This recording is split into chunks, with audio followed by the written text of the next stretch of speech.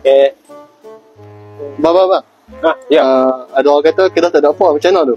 Siapa yang kata Kedah tak ada apa tu? Main abang sikit. Kedah tak ada apa. Apa ini dia ni? Barang Ustaz. Ni, Aman Central. Ni, Aman Jaya. Ni, Pekar Abu. Buka hari dah. Walaupun dah mulai Pekar Abu.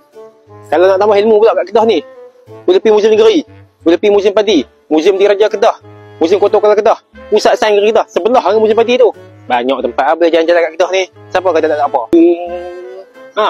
Nak rasa legenda, boleh pergi Langkawi.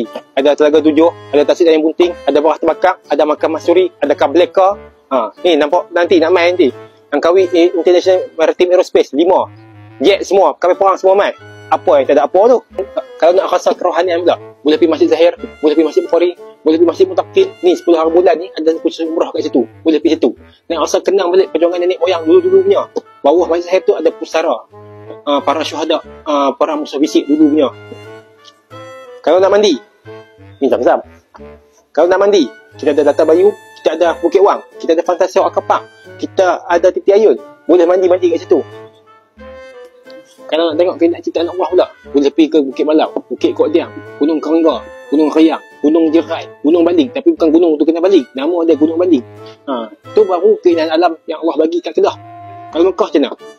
Lebih pada tu kita boleh tengok. Boleh tengok rahmat, boleh tengok pahala berganda dan kuasa Allah. Of course, boleh tengok Mekah tu kan. Jadi kami nak beritahu kat sini ada anak bercakap. Kami Kembarang Sufah Utara ada buat pakej geng Umrah Utara ni. Kita semua anak orang-orang di Utara akan buat rombongan dari sini pergi ke buat naik umrah di kota suci Mekah tu lah. Jadi siapa yang nak umrah geng Utara ni, boleh contact kami. Orang biru dekat bawah ni.